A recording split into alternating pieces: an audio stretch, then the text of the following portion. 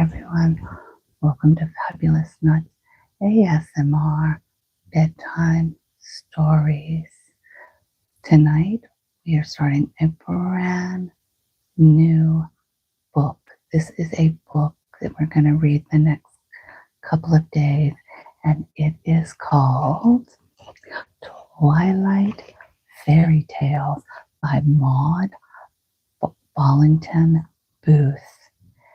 It was published in 1906 by G.P. Putman Son, New York and London, from the Knickerbocker Press. Oh, yes. And it is dedicated to my own little daughter, Myrtle Theodore. These stories are lovingly dedicated.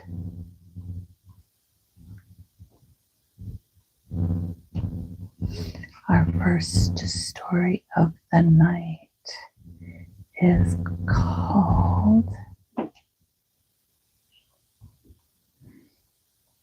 We'll go ahead and read the introduction since we're going to read it all. Correct.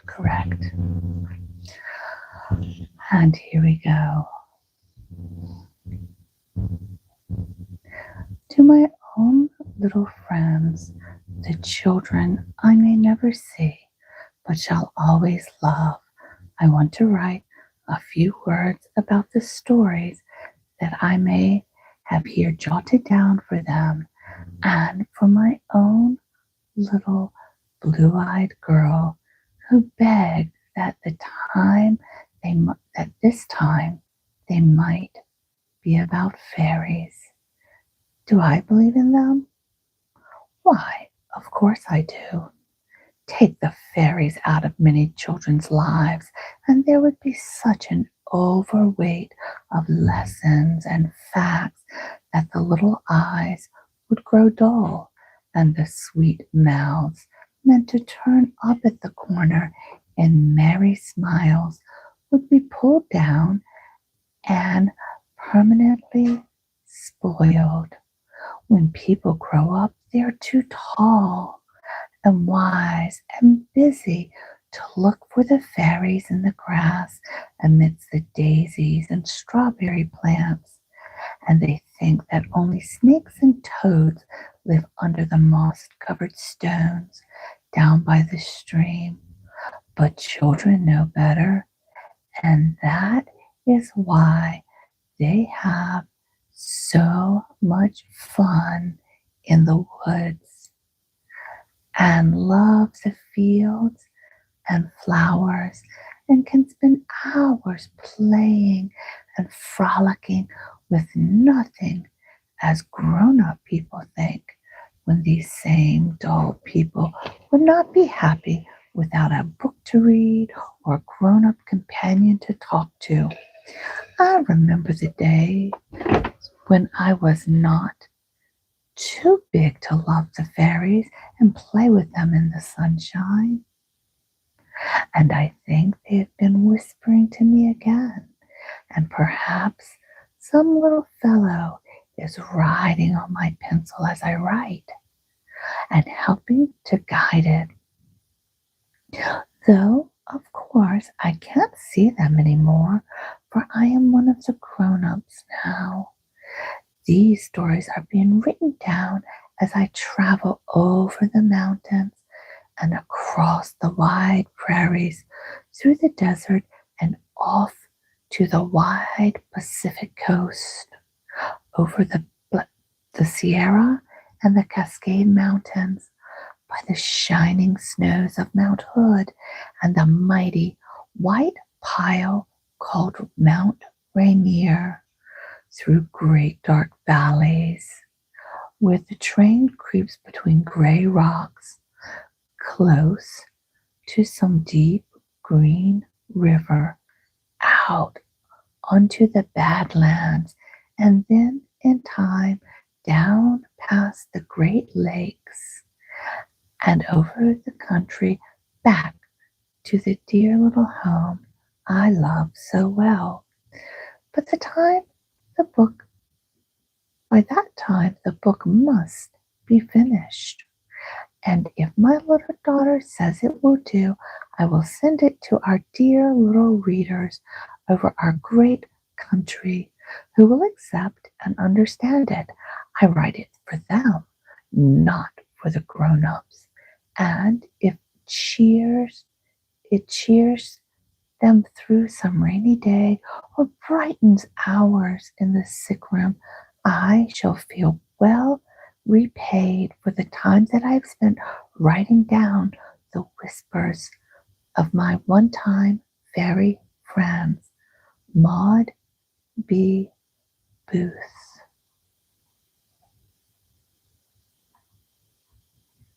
Empty page, empty page, empty page, empty page. Chapter 1.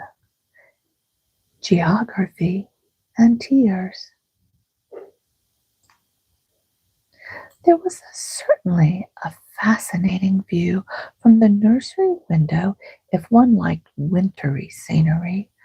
The great dark fir tree and the spruce bushes that bordered the lawn were heavily draped in fleecy whiteness. The branches of oaks and maples shone and glittered with icy particles, and the pure white carpet which overspread the lawn itself was like icing on a wedding cake.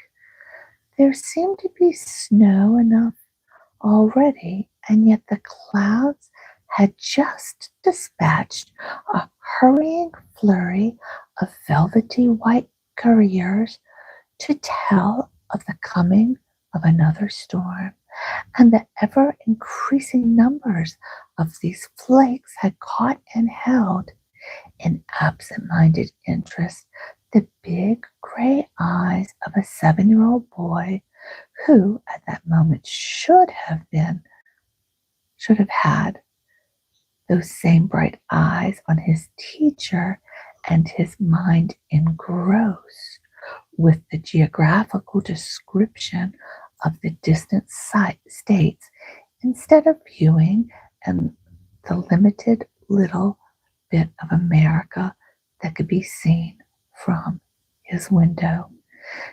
Nearly all the cotton of this kind is now raised on the mainland of southern Georgia and northern Florida, as well as in the southern Carolinas. Much of it sent to England to be woven into fine cloth. Much of the Texan cotton is shipped from Galveston. A large part of other grades of cotton raised farther inland is shipped from Savannah. At this point in her reading, Miss Salone glanced up and caught the faraway look in the gray eyes. She guessed that she had been reading to deaf ears. "What is the chief product of southern Georgia, Roy?" There was no answer. "Roy, what is the chief product of southern Georgia?" "Snow." The answer was whispered in an absent tone as Roy slightly changed his position to catch sight of the gradation of extra big flakes that seemed to be dancing a new step of its own amid the earthward drifting companions. Down went Miss Salone's book with a bang that made Roy jump and a gesture of despair brought him suddenly back to school and lessons and a realization of his own wandering mind. "Oh, I'm sorry, Miss Sloane. I didn't quite know what you asked." "Didn't quite know, Roy? I should think not. You didn't know a word of it. Here I've been reading your lessons to you and doing my best to make it clear, and you have been wool gathering again. It wasn't wool, it was snow. Oh, let me change my voice. It wasn't wool, it was snow, interposed Roy, with no intention of being impertinent, but with a vague idea that snow was far such a pretty, fascinating thing that it might appear a natural temptation, and the thought of it mitigate his offense. Don't answer me, sir. You're trying enough with your wandering thoughts and careless over your lessons without adding rudeness to it as well. I shall keep you in as punishment, and you can write this whole lesson 5 times, and I shall tell your father all about it, for I cannot and will not overlook. Hey, Nikki's happy lifestyle. This repeated inattention, which is most disrespectful as well as dishonorable. The indignant governess had arisen, and color was slowly flushing her ordinarily pale cheeks, for as a rule, Miss Sloane was not angry to the point of a row. Roy looked bewildered during the first part of her lecture, for he had hardly come down out of his brown study and had the dazed feeling that he had only just returned to the nursery and the company of his teacher. When she reached the word dishonorable, however, she touched a tender spot, and the child winced, while tears gathered in his big gray eyes. I'm not dishonorable. I didn't mean it. You know I didn't, and I have not lied or cheated or been mean or what mother would call naughty. You are unkind, and I shall tell mother. You can tell your mother what you choose, and so shall I. It is dishonorable to waste the hours of teaching for which your parents pay, and to be inattentive when you are supposed to be working. I shall certainly stand no more of this, for it is a daily occurrence now, and it is time you are made to concentrate your mind instead of living in the foolish dreamland of your own. We're going to take a pause right here and welcome in everyone. Welcome, Nikki's Happy Lifestyle. Aishna, USA, hi. Thank you so much for being here. We are reading a book called Twilight Fairy Tales. We're on chapter 1, Geography and Tears. All right. So get your pajamas on, get something warm to drink, snuggle down, and let's listen to this fairy tale.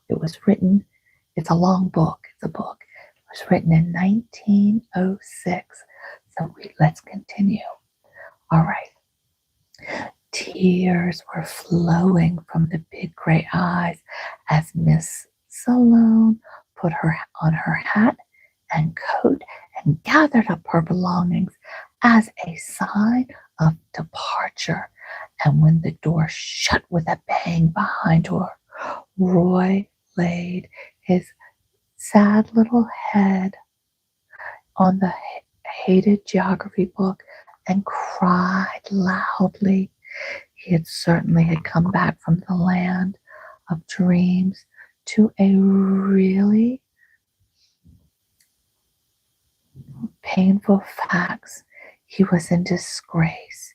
He must work on alone instead of being free on the departure of his teacher to go play with a dream by the fire until tea time.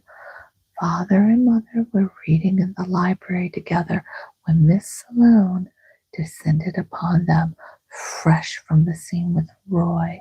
Her indignation was still ablaze over his listless disregard of study.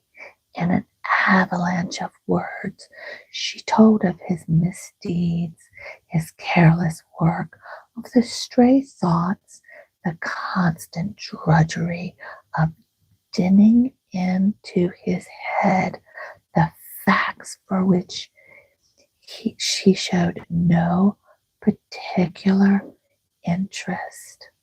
Mother promised to help her mend Roy's ways, and Father seemed inclined to think the boy's offenses were rather natural at his age, which did not smooth Miss Sloane's ruffled spirit.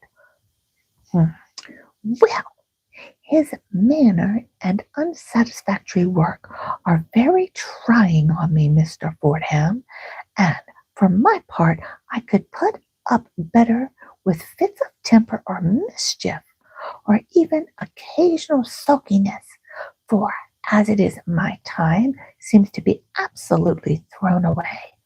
Roy seems to live in a calm, happy, distant world of dreams, from which I can only rouse him by punishment, and it makes the schoolroom a constant battleground.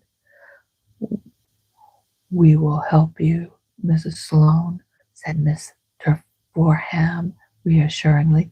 "I did not realize Roy had tried you so sorely. The boy has many splendid traits of mind and heart to which you can appeal, and I think his mother will bring about a change in his work by showing him how much she feels his carelessness."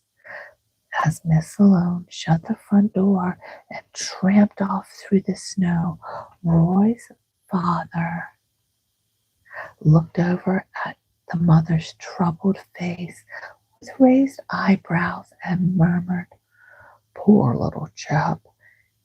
And as the logs crackled and the snowflakes scurried noiselessly about the windows, there was a long, earnest, anxious talk about the little son upstairs who was so dear to them, so sweet and tender and good in many ways, and yet so difficult to harness down to schoolwork and interest in such necessary things as history, geography, grammar, and arithmetic, and all the many studies that have to be grasped and remembered by little minds. Roy Forham was the baby of the family. His big brothers were at school. His sisters were out of the nursery and the schoolroom before he came to crow and laugh in the little blue-ribboned cradle. To all of them he was a baby still, though the golden curls had long since been shorn. He had already forgotten that he once wore white dresses and played with woolly lambs and other delights of the toddling age. The big boys romped with and teased him. The girls petted and mothered him. Well, she just loved him, and loved him as mothers, especially with a baby. And Father's busy, happy, jolly father took him as sort of a joke, never wanted to see him cry, and hardly seemed to remember that he was growing up. His short life had been a summer dream until Mother realized her baby did not know as much as he ought to, and dear old Mademoiselle, his nurse, governess, and playmate all in one, had given up her place to Miss Sloane, and hours in the schoolroom with books and books, and yet more books, came into his poor little life.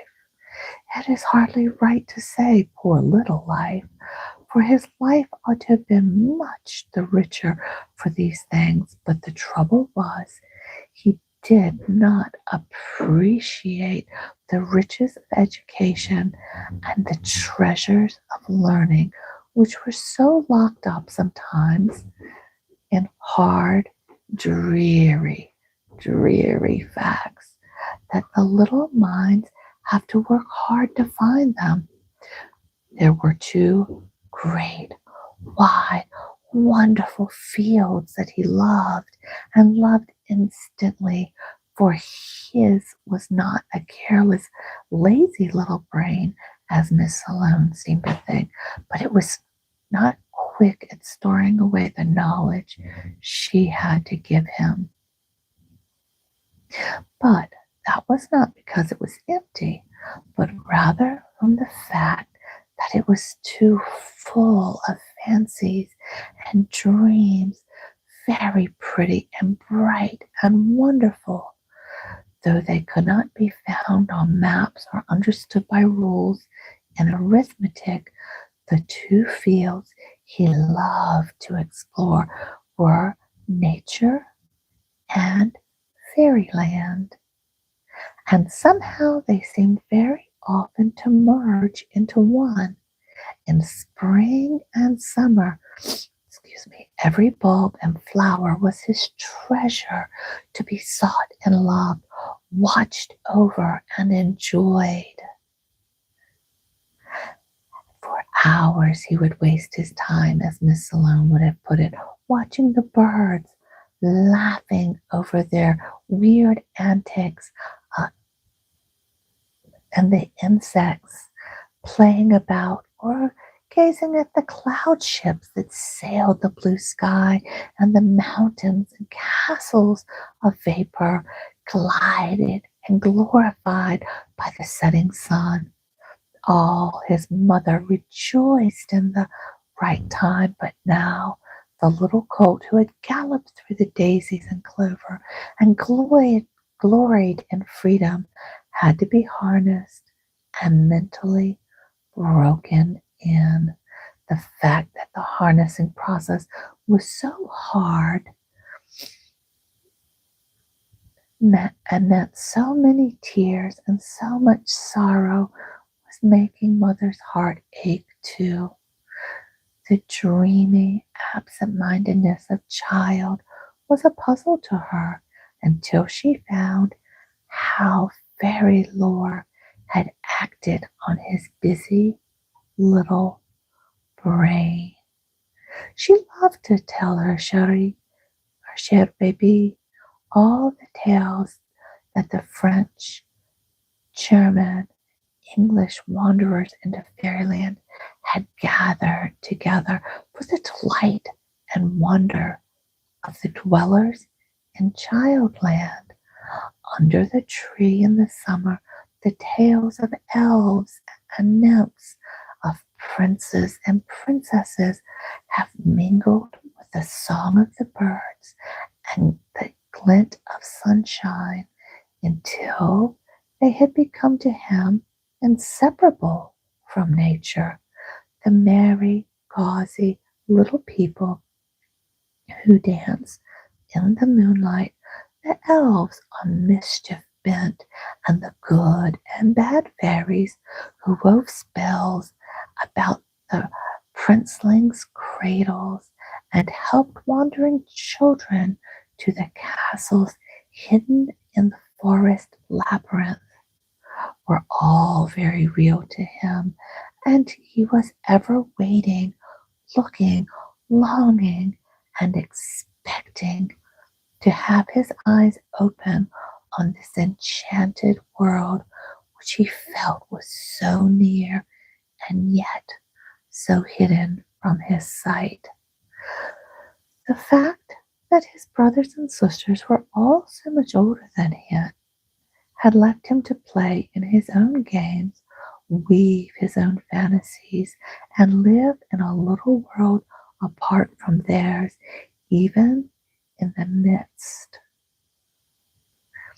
of those who filled his life with comfort and pleasure and love, yet were not children enough to tread the same enchanted paths and weave the same fancies in firelight. "Don't worry, Mother," said Mr. Foreham reasonably. "It will all become right. Our baby will wake up one day and learn fast enough. He is on the board plan now, spending his time between the land of maybe and the land of is.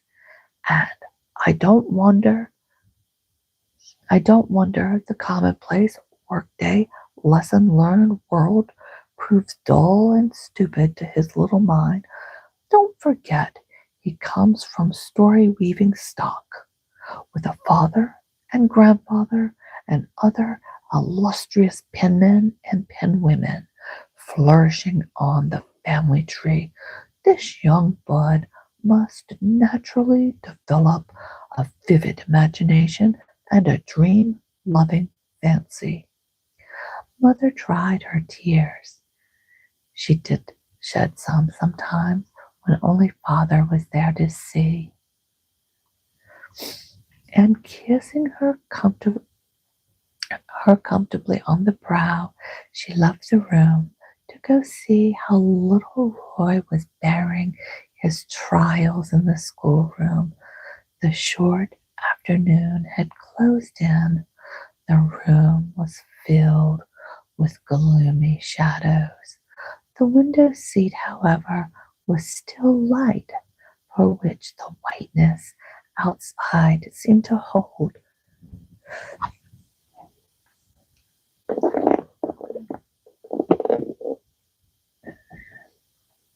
Excuse me.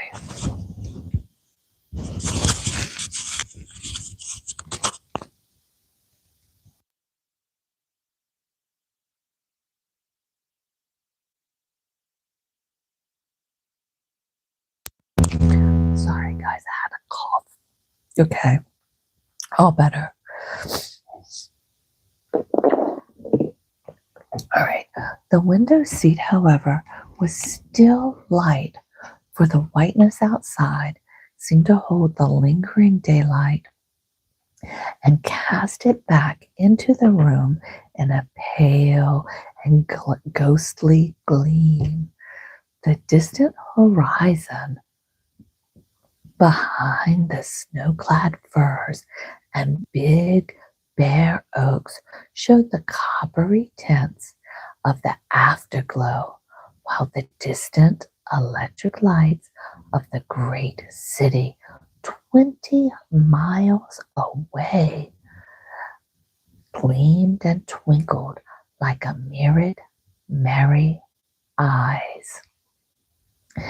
It was in the window seat that Mother found her darling, a quiet, solemn, woebegone little heap.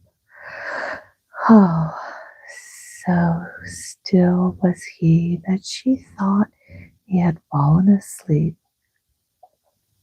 But on her feeling her arms around him, he flung himself impetuously on her knee and poured out the story of his woes with all the bitterness and despair of a child's sorrow. He had not meant to be naughty. He really had not. He forgot the lesson. It was all so dry. There's an illustration. And as he watched the snow, he wondered if each lovely fleeting flake were written by a little elf or fairy that he could not see. Then he began to recall the story of the Snow Queen and wondered if she would come from her glittering ice palace on the white wings of the storm.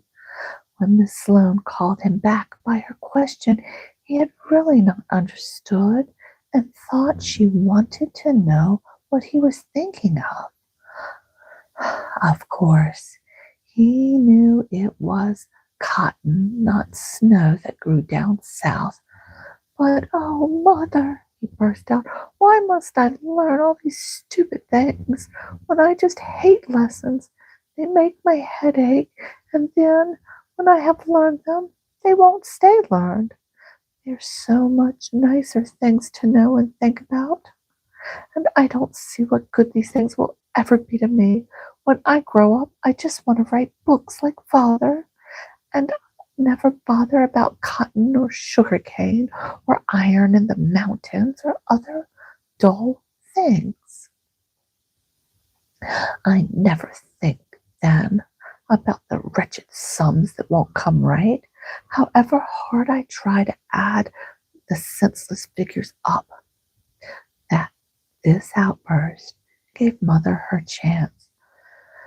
She tried to show Roy patiently and lovingly that Father could never have been the man he was, could never have written the books and done the things he had he not kept his mind on the dull lessons when he was a little boy. But my darling, she added, you must really try to keep your thoughts from wandering for Mother's sake, for it grieves her dreadfully to hear such bad reports from Miss Sloane. Father says you live too much in the land of maybe, where you think that there are fairies and elves around us that we cannot see, but he believes with me that our little boy must be kept in his dreams for play hours and try to settle down to all the hard, dull facts in the land of Is. I don't like the land of Is, Mother. It is full of things on maps and things and books and numbers and figures. For Miss Sloane is always saying is and are and talking of facts. And when I told her once that I believe if we could look in the right way, maybe we could see into fairyland, just as we can make out figures in the shadowy pictures, she said, nonsense. Well, my boy, you will have to learn all about the busy world in which Father and Mother live, said his mother, stroking his wavy hair and kissing his white brow. And if you ever find your fairies, I hope they will be the busy, useful ones who will teach you good, useful things. For Mother counts on her baby boy to be her blessing and comfort in the future, as he has been in his baby days. When the lights were lit, the sheet of white paper that bore the laborious writings of the punishment task were found to be very much blotted with tears, and the book from which the lines were copied decidedly worse for wear. The next day, fortunately, was Saturday, and that meant no lessons, no Miss Sloane. So the brisker manner and a face from which the clouds are passing, Roy gathered up his book and papers and put them out of sight, and closing the door of the room in which all his woes and struggles centered, he scampered down the cheery glow of the library fire.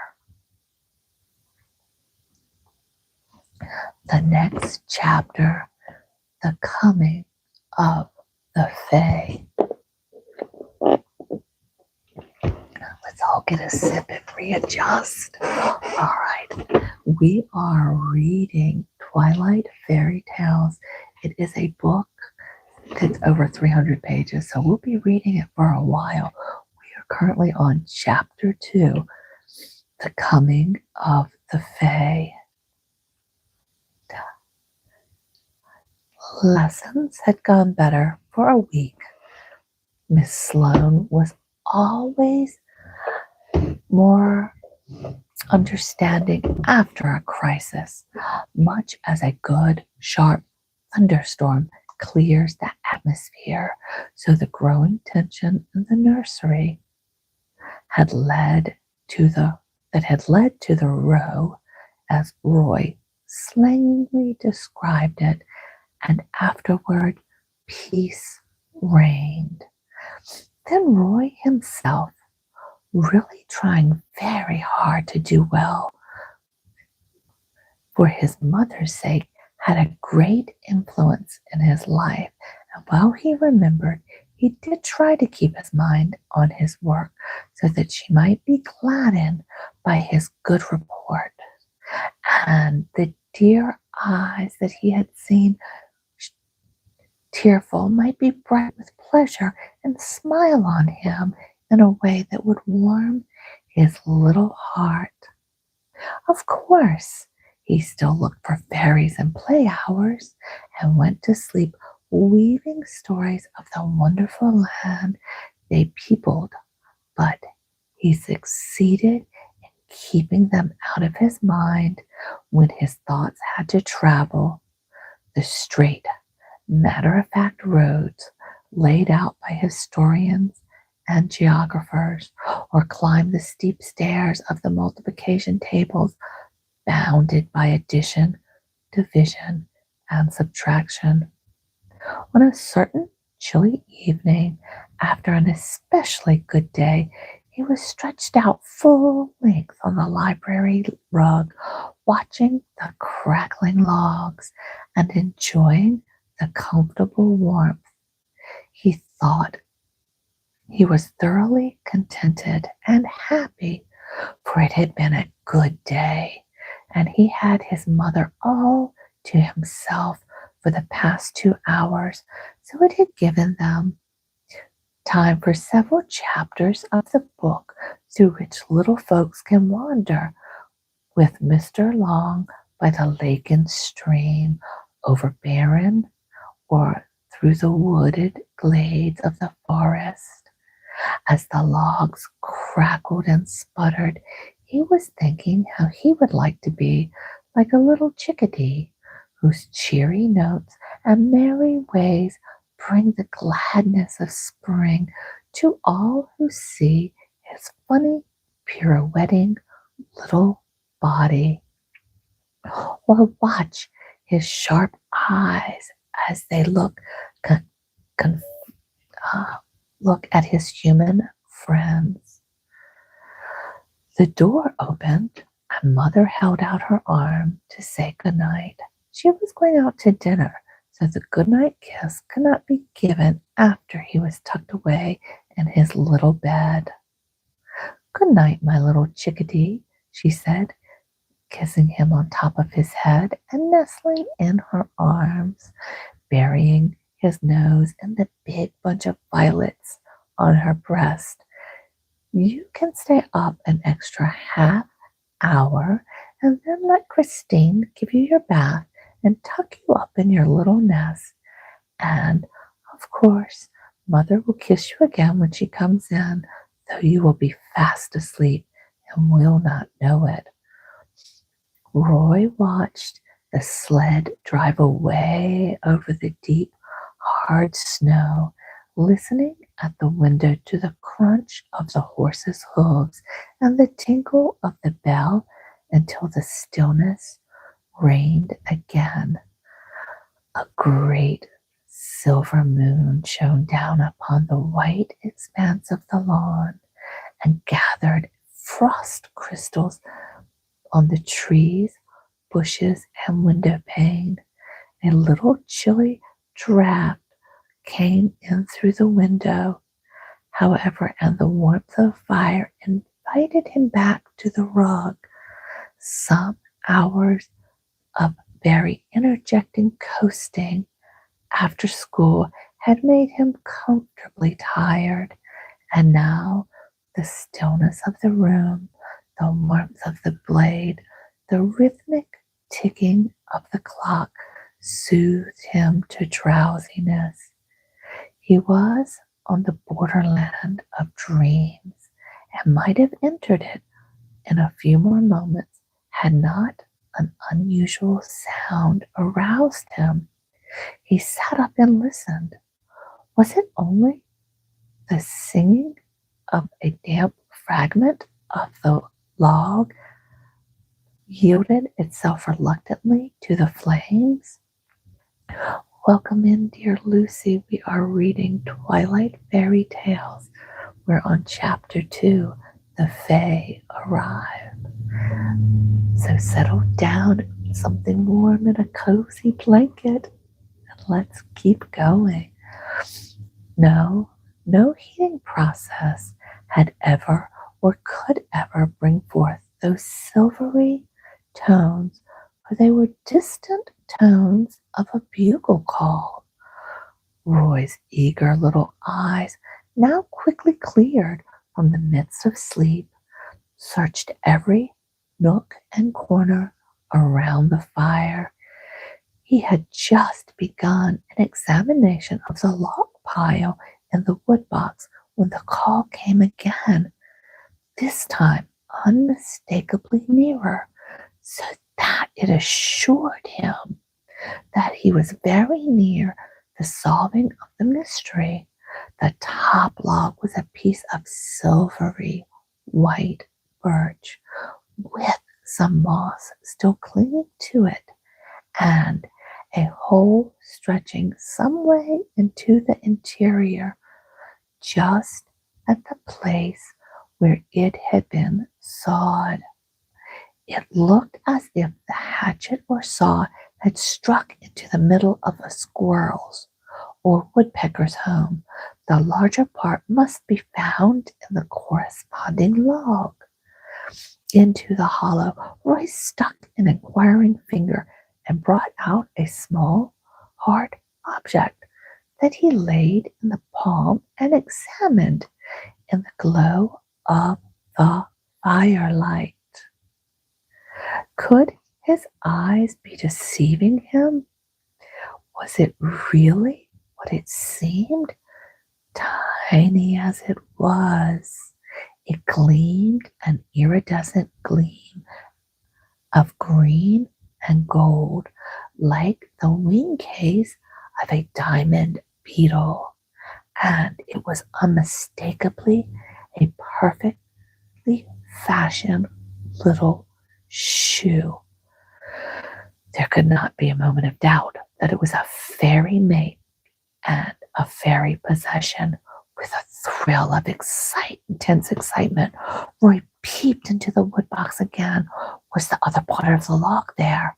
Of course, if the fairy shoe was found in the smaller half of the hole, the fairy princess or elf or brownie must be in the larger end, and this was perhaps the explanation of the silvery bugle call. Carefully, Roy removed the upper log until he could reach near the bottom of the box that showed the white bark of the birch. There could be no doubt that this was the missing half, for the hatchet marks corresponding, and so did the white and black grain of the bark. On closer look, he could see the dark entrance to the hole that had once been the home of some feathery or furry family. Anxious as he was to solve the mystery, Roy had not the courage to slip his finger into the hole. It would be such a bitter disappointment to find nothing after this wonderful hope had been awakened, and he seemed to be on the verge of the mysterious land of maybe. If, on the other hand, a fairy was really hidden, it would be almost as bad to explore blindly into its hiding place, for it would almost an insult to pull him out as you would a crab from the rocks or a frog from the marsh weeds. The best plan was to await results. So Roy piled the logs back, put the treasured log on top where the red glow of the firelight could play on it, and then he sat down and watched. All right, this picture. Holding the dainty, gleaming shoe carefully in the palm of his little hand for fear of injuring it, the minutes ticked away and nothing happened. Roy sighed deeply and looked from the log to the study, to the face of the clock, to see how much more time would have before he was called to bed. When he looked back again, he caught his breath with a gasp of surprise, for there, on the silvery birch log, with his face turned towards the fire, sat a little figure dressed in a green velvet with a tiny cap of the same material no bigger than an acorn cup, in which was a daintily painted the brightest feather from a hummingbird's, which was daintily pinned the brightest feather from a hummingbird's breast. The little fairy sat with knees crossed, looking passively into the dancing flames, and nursing in one hand the shoeless foot, which was encased in a tiny red silk stocking. The velvet hunting coat that fell gracefully back from the shoulders was lined with crimson silk, and held in place by a pin that gleamed with the unmistakable fire red of a ruby. At his belt was a silver bugle, which explained the call that first aroused Roy to the presence of his unexpected guest. Hard luck, sighed the fairy, still gazing at the fire and talking, apparently to himself. Bad enough to get into a hole like that for a long, lazy winter sleep, as if I were a hibernating animal, but to come so near as to being cast into a mass of flames and smoke would be out of the frying pan and into the fire with a vengeance. But fairies cannot be burned, can they? Exclaimed Roy, quite forgetting in his interest that the little figure in green had not addressed him or even seemed to notice him. The fairy turned quickly, disclosing a bright, merry, earnest face crowded with sunny auburn curls. For some moments the question was unanswered, while the fairy's eyes read Roy's face with the keenest interest. And then, with a ringing laugh, he said, "So, you can see and hear and understand me at last. That is a clear sign, little Roy, that you have not been looking for fairyland or fairy folks off late." Roy was surprised beyond measure at being addressed by his name, and only one word could find its way to his lips. "Why?" "Why?" echoed the fairy. "That's a little word, but it can call forth such a long answer. I'll begin with your first question. No, fairies don't burn, but they can change, and I don't want to. If I had tumbled out of that hole and into the snow and been frozen, I would have become a frost fairy. If you had thrown a log into the fire while I was asleep, I should have become a fire fairy, like those that are there keeping dancing in and out of the great red chasm of the burning log." Sure enough, as Roy followed the direction of the pointing fairy finger, he saw the glowing cave of light, some graceful dancing figures. They were small, hazy, and indistinct, and their clothing seemed to be flimsy blue and purple, rose-colored or yellow, with here and there an intense shade of green. With fascinating eyes, he watched them in their merry play and almost forgot his guest until, recalled by his silvery voice asking patiently, "Now, are you ready for my second answer?" Yes, indeed. But I don't understand how it is. I've watched the fire so often, and I've never seen the fire fairies before." "That really comes after the question why. But Roy, I'll first answer it. You could not see the fire fairies until I showed them to you, and you could not see me while you looked for me. The land of maybe is so near the land of is that the only way to find the first is by giving your mind and heart and thought to the second. You must have been especially good and studied hard and have kept your mind one thing at a time lately, or you never would have seen me tonight. Why, all last summer I watched you and laughed to myself when I heard you sigh and worry because you could not find us. I saw you go hunting around among the ferns and flowers for the land which you could not possibly discover that way. Well, please tell me plainly so I will never forget how I can find fairyland whenever I want to, asked Roy earnestly, for this perhaps was his chance to find the and hold the secret.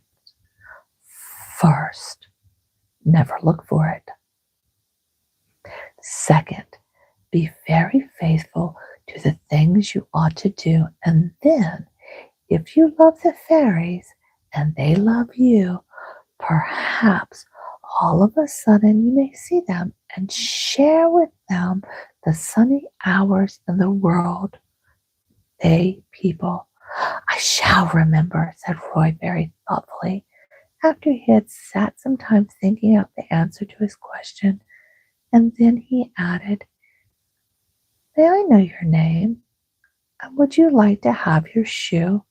My dear Roy, never ask two questions in one breath. It muddles the brain and spoils the answer, replied the guest, laying down on the silvery log with his head pillowed in his arm in a graceful, easy attitude as if he were thoroughly at home and greatly enjoying the warmth of the fire. After a pause, he added, Yes, put on my shoe for me. I may get chilblainius, because you see, my toes have been pretty cold these last days, and now the fire is waking them up and making them tingle. That was some difficulty that Roy adjusted. The tiny shoe for his fingers felt dreadfully big and clumsy, but when it was accomplished, he settled himself close to his new friend and waited for more information. My name is Prince Fay, and as we are certainly going to see a great deal of each other in the future, I will tell you a little more about myself than you could guess, even with that story-weaving brain of yours. How did you know I love stories? Interrupted Roy.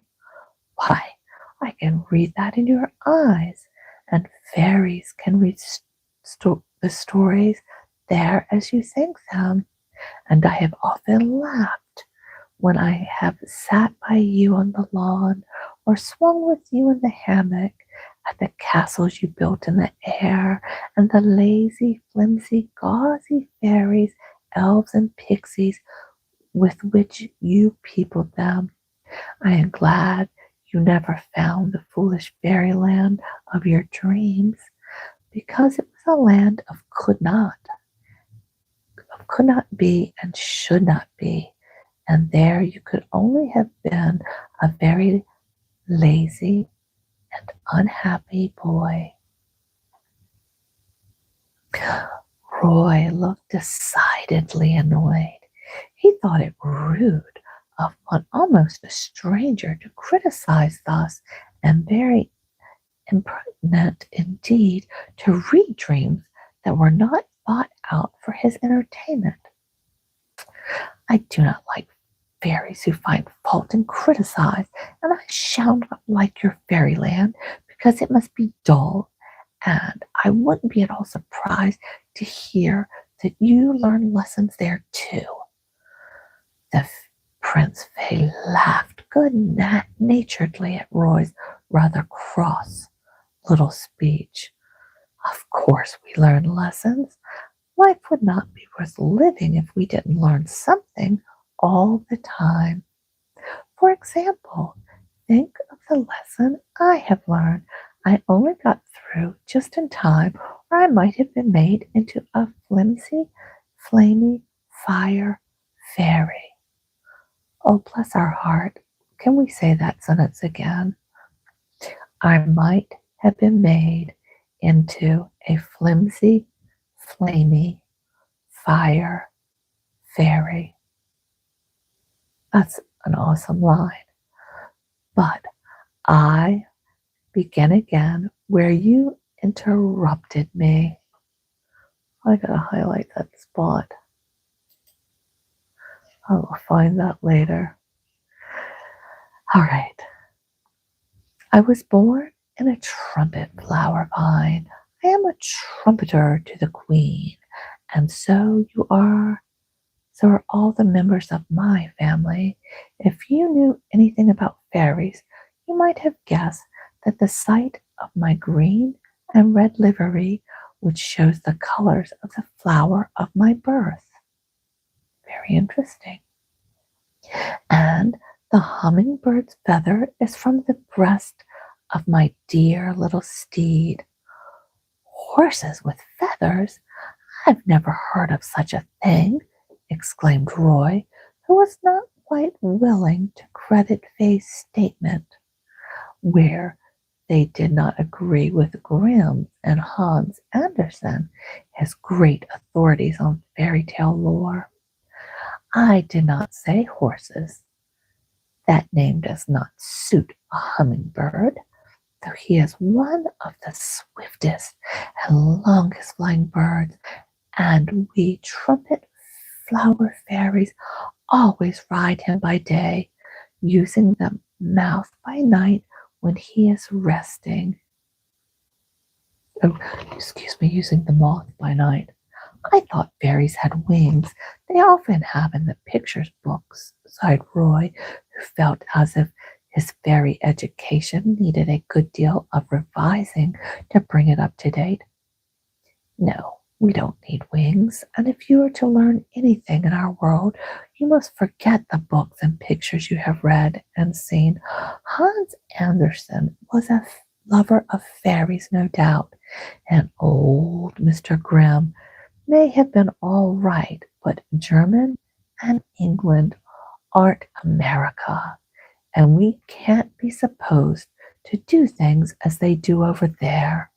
And besides, you must remember that your mother, and perhaps your mother's mother, read those same stories, so they were about real old-fashioned fairies who did things in a very foreign, out-of-date way, and you cannot judge up-to-date fairies from their standpoint. Roy saw from the force of this argument and begged the Fae to take up the thread of his own story again. Well, continued the prince, taking off his cap and examining the feather and the jeweled brooch that held it in place and shot red lights from the gleam of the fire. You must know that every flower has its fairy. At the opening of each bud, a new fairy is born. I've heard that before. And the coloring of their clothes must suit the coloring of the flower. I know that too.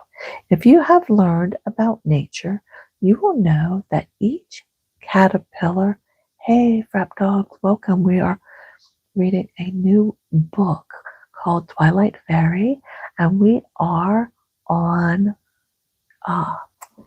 the young boy is meeting the fairy prince.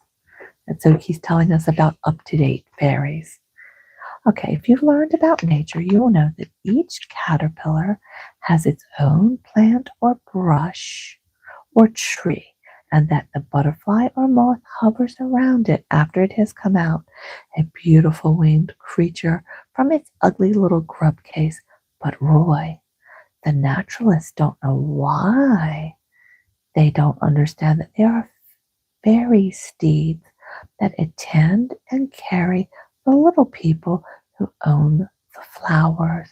Why, it is part of our work to open the chrysalis and groom those butterflies when they first come out, and we see to it that they serve us faithfully afterwards. But you said you rode on hummingbirds, interrupted Roy, anxious, if possible, to catch Prince Fay in an error. Thank you, Frap Dog. We are having a Good night. Yes, welcome in. So this is our soothing evening reading. I do remember you, and thanks for dropping in. So at the end of the story, we will visit for a bit. If you'd like to hang around, we go just till the end of this chapter. All right. So, okay, so Roy is trying to catch him in an error. Yes, of course. That is because the ruby-throated hummingbird is so fond of our flower that he builds his nest way up in the vine, and we help watch the young, and in return he is very willing to be of use to us. You must know that the birds and fairies are very close allies, or else how could the summer fairies get away before the winter? Get away? Why, where do they go? Asked Roy with wide open eyes. Why, south, of course.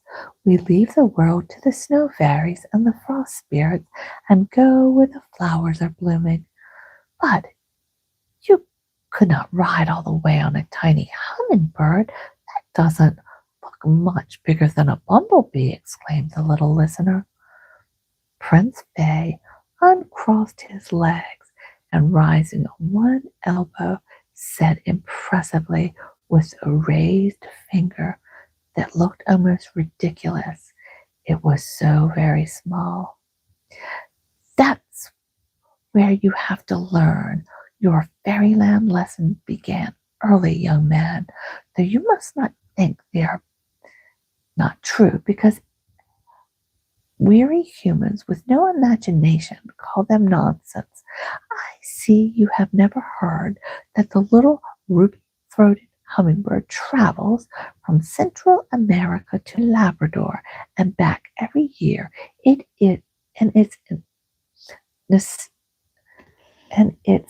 incessant active little life. Its outstretched wings measure barely 2 inches across, which seems to you big, clumsy mortals very little, but it is brightly jeweled little body lives a force that propels it through the air at the speed and height which takes it instantly beyond the range of human vision. Roy yawned. It was very rude, but then it was past bedtime, and he thought Prince Fay was getting away from the point of the story. Besides, the allusion to Central America and Labrador savored of geography. His guest was not at all offended, but laughed brightly and said, Roy, I think I will finish my much interrupted story tomorrow. But now I wonder where I can live. I'm a flower fairy, and my own special flower is only a hard, bare, leafless plant just now, covered with ice and snow, while my queen and all her attendants are away in the south. So you must give me a home. If you put me in the fire, I shall have to be a fire fairy. Out of the window, I shall be frozen into a frost elf, and I should be very unhappy locked in the cupboard or set up on a mantelpiece. What can you suggest, my little friend? Roy thought for a moment, and then his face brightened. Why, I have it! I'll take you to the greenhouse. If the gardener or anyone else comes, you can hide, and I'm sure you will be warm and cozy in the flowers. The prince accepted at once, but assured his little friend that he did not worry about any of the mortals who might come or go, for they would never see him. It was only to children beloved of fairies and fairy loving that he could ever become visible. Holding out his hand, Roy helped Prince Fay to his shoulder, and together they passed into the dark, desolate drawing room, out of which a glass door led to the conservatory. Roy entered the room bravely, and then, as the shadows closed around him, making the furniture look strange and ghastly. He halted. "Afraid?" whispered the fairy with a cheery laugh. "I'll help you. We know more electricity than those good Hans Andersen fairies." So saying, Prince Fay drew a little jeweled hilted sword, and by some mysterious process, a bright light buzzed from it. Roy saw his way easily to the conservatory and unlocked the door, passing into the white, damp, scent-laden air. Flowers gleamed pale and mysterious in the light, and the whole place looked as never before to the boy's wandering eyes. Springing from his shoulder to a small orange tree, fragrant with white blossoms, Prince Fay waved his hand imperatively in farewell, saying, "Hurry back, for your nurse is calling you, and it is long past bedtime." Roy turned to listen, and when he looked back to the blossoming branch in which he had left Prince Fay, the tiny figure had vanished, and only the swaying of the blossom showed that someone had been there. Well, guys, that is the end of chapter 2 of our new book we are reading.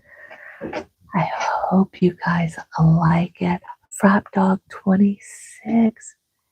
Thank you for coming in. Yes, I remember from the boot camp. I hope you are having a great new year and just doing all kinds of marvelous things. I'm going to be sure I come over and give you a nice visit tomorrow to check out what's new. Dear Lucy, welcome in. So apparently American fairies are different than European fairies. Who knew? The things we learn. I'm very excited about that.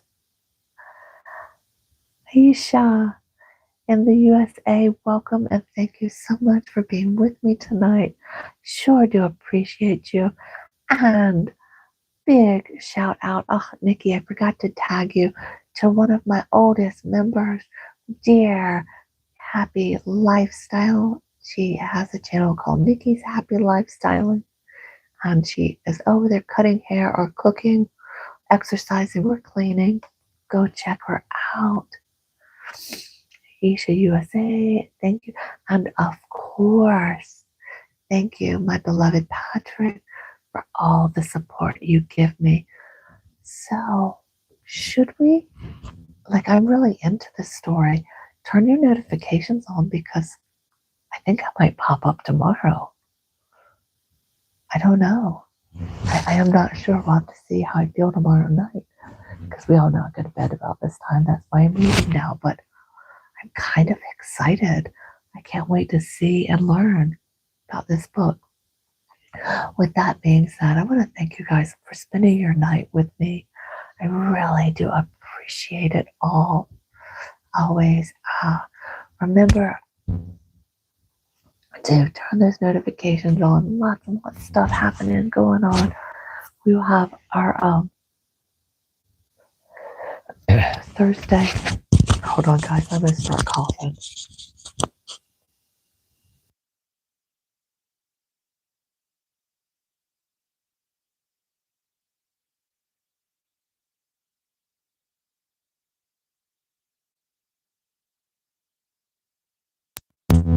Sorry, guys. I don't know why I'm coughing tonight.